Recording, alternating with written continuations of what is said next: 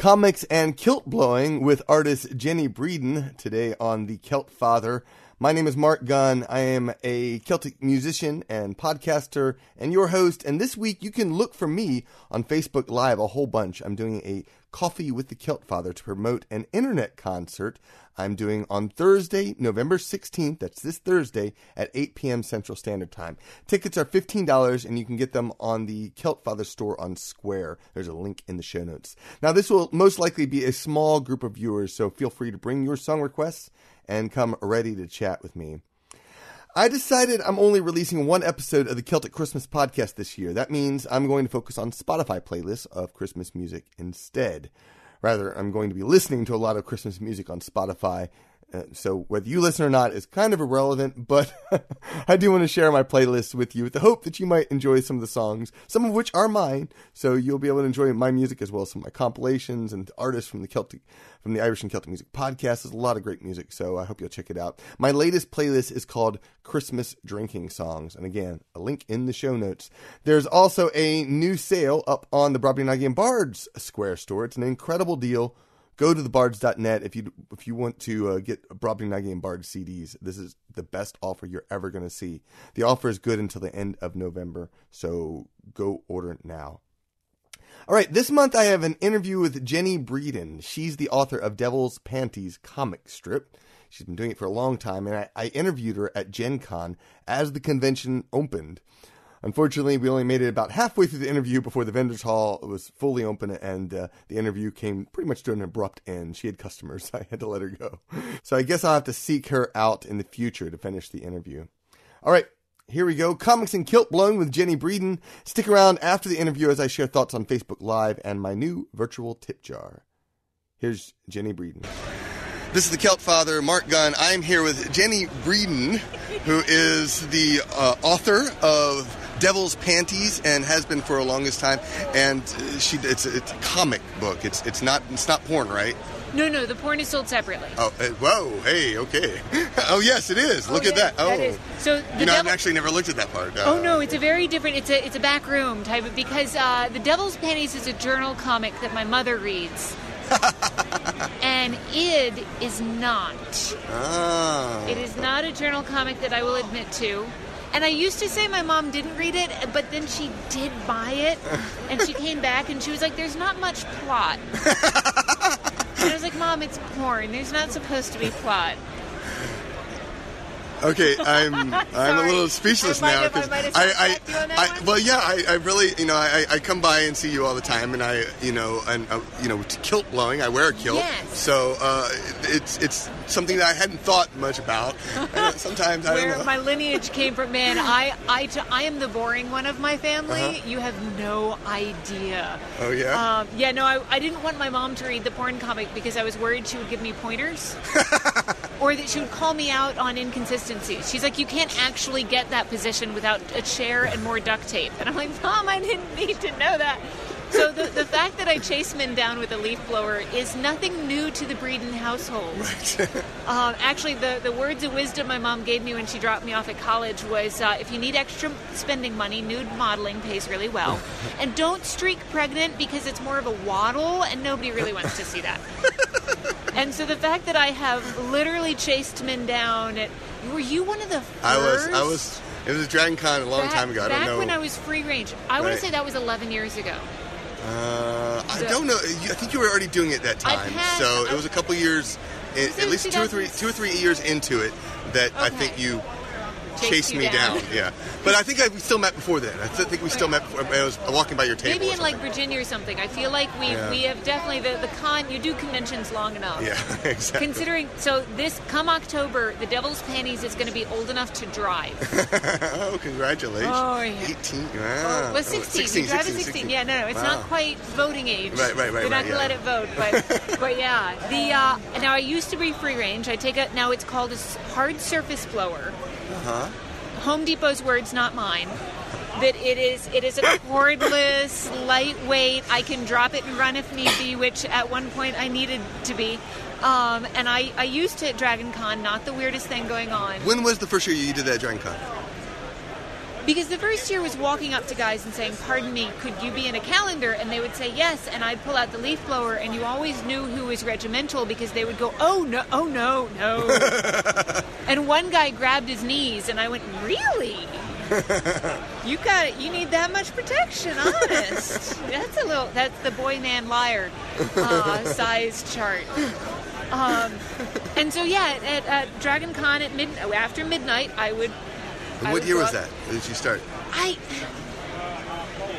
think 2006. I feel like it was earlier than 2006. I think it was too. Because I did a calendar. The thing is, it didn't take long for them to say, "You need a room." Yeah. And luckily, it was Laurel K. Hamilton who said, "DragonCon, give her a room," because that was the very nice police officer showed up. Oh, nice. Because utility-kilts are very heavy. The thicker fabric is very heavy and it doesn't move very much, which is great because we're doing NASCAR. We're not trying to have any accidents, right? But everyone is there to see the accidents, right? So the year that there was a gentleman who had a cotton kilt on. And that went up real easy. And they didn't stop us the first time. It went straight up, and he was just standing there, swinging in the wind, hands on his hips. All the women were screaming. There was about 150 women in the hotel lobby screaming. And then the second time it went up, it was the third time that we did a full frontal male indecency in a hotel lobby that the state trooper came over and said, "Ma'am, this is not going to work. Ma'am, you really can't." And I did a whole comic about it because I was like, I'm going to get you to say it. What seems to be the problem? What inspired you doing the So it was a conversation at DragonCon. It was drinking, and like you do. Right. And we started the drinking game of, "Oh my God, it's a pirate. Holy, it's a guy. It's a man in a skirt." And so it's plastered within 20 minutes. Crab flyers, check it out. And then we decided we wanted to do a pinup calendar of men of comics, but we wanted to do beefcake. And we wanted to figure out how to do a beefcake calendar at a convention. And we got into, kilts, and how do you do a Marilyn Monroe type of, Yeah. Well, you'd need something portable because they'd run. And yeah, there was it wasn't my idea. I want to say there was a lady who used to work for I can't be too specific. It might get her in trouble. She might get fired. So yeah, it was another lady who came up with the leaf blower, and then I did comics about it, and people kept sending me links to these $30 hard surface blower, cordless, rechargeable, Home Depot. And it was the third year that I was doing comics but not actually doing it that I went, all right, I'm going to have to put my money where my mouth is. And I was really worried about turning into like spring break. Right. You go to spring break, it seems like a good idea at the time. You get drunk, then you wake up the next morning and you check YouTube and you have regrets. Right. So I try to pay attention to the look on the face of the guy there's this one guy who I could not tell if he was freaked out or freaked out. Right. And turned out he came back later. I like the little wicked smile there. Oh, yeah. There's definitely... They might not be able to hear that, but not quite. There's a lot of times at DragonCon where it's either, "Oh my God," or "Oh my God." Right. Oh my God. And sure enough, the guy came back later and was like, "Are you going to do that again?" Because apparently I got him laid. Oh, nice. And so every year he came back and was like, "So are you going to do kill flying?" And so the exhibitionists arise. Oh my God. On both it. Because I try to make it where the women feel comfortable enough to catcall and the guys feel...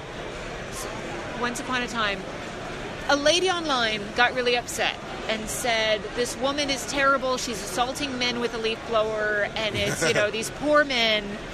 And a gentleman posted on the forum to respond to her and said, "Ma'am, I'm not a traditionally attractive individual, but once a year I get to go up on stage and women scream for my body.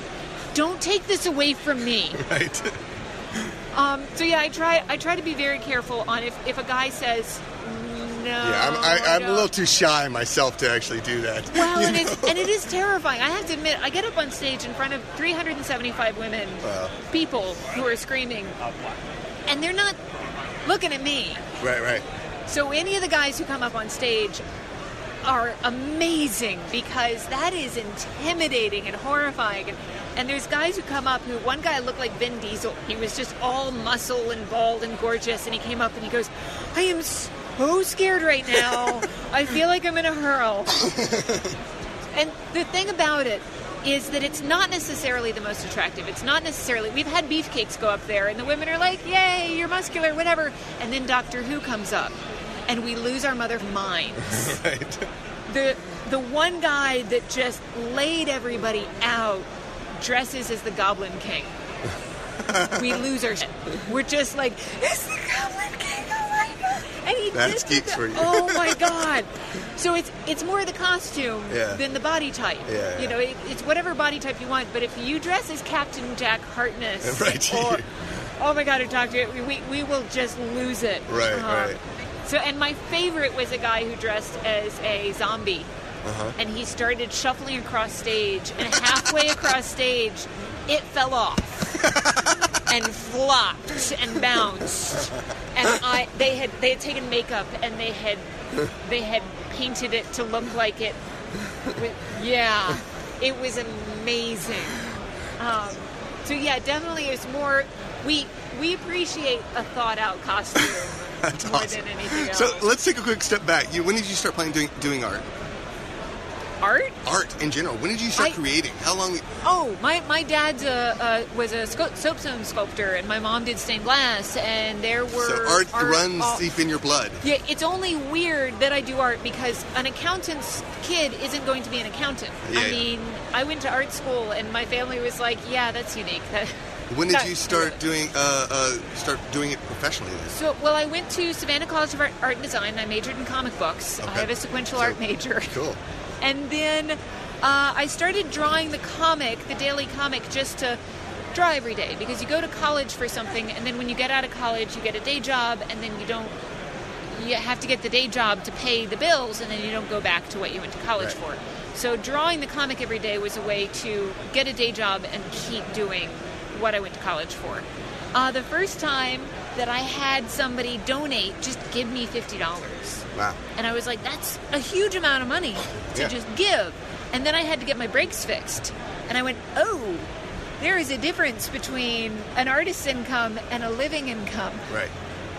So in 2006, I quit my day. I realized that to have enough time to make enough money to make a living at a comic, I had to quit my day job to have enough time to do that. Right. So in 2006, I quit my day job and signed up for all of the conventions ever. Wow.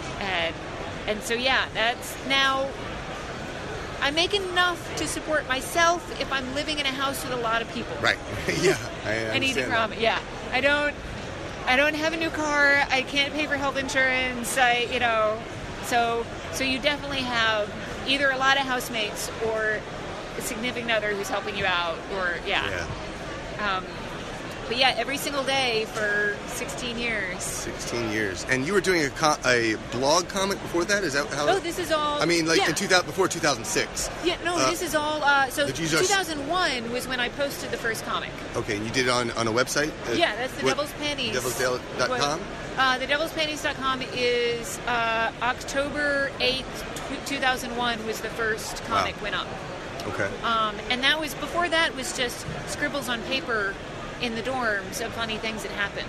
Yeah. And it was a college roommate in 2000 who said, hey, you should post this on the internet.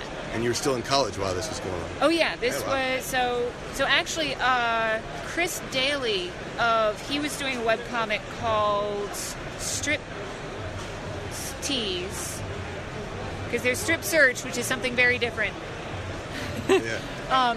But he was doing a webcomic, and he showed me how to put it up online and everything. Nice. So yeah, and I feel like his was still going on too. Attention, GenCon attendees! Yeah. And at this point in time, Jenny was slammed by 1,000 different people wanting to buy. I hope you enjoyed that interview with Jenny Breeden. I had fun chatting with her. Like I said, I've been seeing her for years at DragonCon and GenCon, and I always drop by to say hi to her. And she's a funny girl. But what I want to talk about right now was the virtual tip jar that I recently posted over on Facebook Live. I started doing a couple Facebook Live shows. These Kilt Father, Coffee with the Kilt Father, or I think I did Relaxing Celtic Music last week. And the idea, of course, is just to perform. It's just to get out there, perform, share something, number one, something positive on Facebook.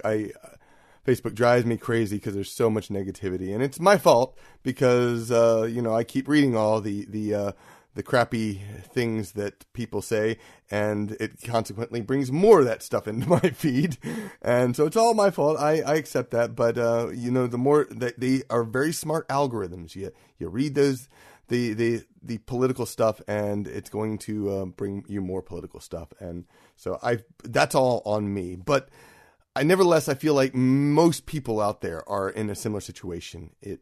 You are having basically way too much negativity in the feed, and you want something different. And I thought, well, let me provide a little bit of something different. And the idea actually sprung up because I was watching a video of a girl named Dawn Beyer. She's doing what she calls the real Nashville. She's been doing these Facebook Live things for a year and a half or something, and has been making money doing it, basically with a virtual tip jar, which I've never been super fond of putting those up because I felt like it just kind of difficult to really get the sales and get something out of it. But then I realized all of a sudden that, this isn't podcasting. Podcasting is I send the thing to you, and you might check the links in the show notes. This is something different. This is as things are happening. You can click that virtual tip jar, put some money in there, and help support these shows. And I've already gotten a few people who have donated money, made donations on the virtual tip jar, and I am just blown away with excitement. I really appreciate everyone who's done that. I think Miranda and Ruth were two of the first two to do so. I know that's happened today. So thank you so much, first off, for actually making that donation, because, again, I can't tell you, this is something, having so few shows right now. I have a family at home. I don't get a chance to get out. And this is a great way to do it. The concert window, though, has been falling flat for me. The shows are fun and upbeat and whatnot, but it hasn't been. I feel like it's counterproductive. A lot of people have had problems accessing concert window, being able to actually watch the shows, which is why I do a free show. But the free shows make even less money than the all you have to do is make a donation of any sort shows. So. Where do you find the balance? Well, this Facebook Live with these virtual tip jars is sort of where I have found the balance. Is now I can go in there and make a few bucks as I play for a little bit of time, and promote something. In this case, I'm promoting my show on November 16th on Thursday, and it's just been an absolutely amazing experience. And Jan had suggested, she said that she didn't like doing PayPal. So I switched it today to my Square Market, my Square store, where I can add a little donation button there. And so far, it's been just absolutely amazing. And I really want to thank everyone who has been watching the shows and sharing. So this is actually a big thing that I just learned about Facebook Live. I listened to a lot of marketing podcasts and learning all about Facebook Live, one of which was actually an interview with Dawn Beyer and I forget the guy's name, Rick someone. But they were talking about what makes Facebook Live more popular. And one of the things, there's several different things. Number one, likes. If you like something, obviously it's going to become a little bit more popular.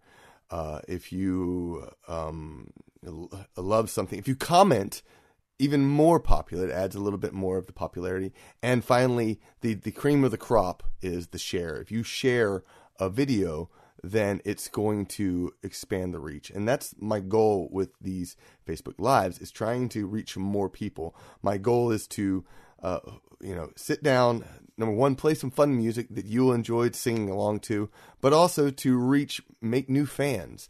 And while your friends may not actually be all that interested in my little show, maybe one of their friends will. And if you share it, then it's going to do that. So that is the other aspect of these Facebook Live events is there's a possibility of reaching a large, huge market, and which I can't reach certainly at a pub, and if I can also make a little bit of money in the process, it's just mind-blowingly fascinating, the opportunities, the options. And so I am doing my best to reach this new market and make a few more fans in this way. And thus far, some of what I've been doing on Facebook has been successful. Last year, at the beginning of the year, I was doing a whole bunch of Facebook Live stuff, and I felt like I wasn't growing at all.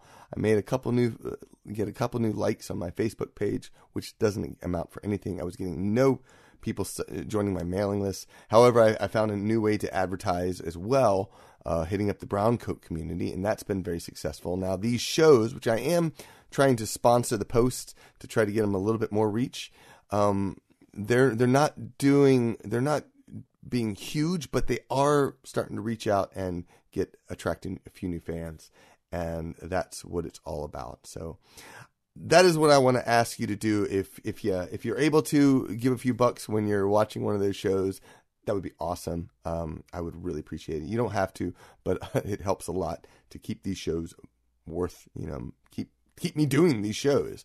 Second is to post a comment, even if it's just hello. I would love to hear your hellos. And obviously the cream of the crop is to share it. Share the post with others and let others know that there's music here. And it's Celtic music, and it's fun music, and it's stuff that they'll enjoy singing along with. So I hope you'll keep coming back.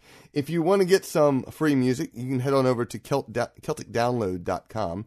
CelticDownload.com, and you can download 21 MP3s for free, and which will get you on my mailing list, and you can find out what I'm doing in the future and whatnot. So, and get all the updates like this. So, thank you so much for watching. I hope you enjoyed this episode, and I will be back again sometime soon. Check out the Pub Songs podcast, which I think is the next podcast episode that I will be doing over at pubsong.com. All right, talk to you later, Sancha.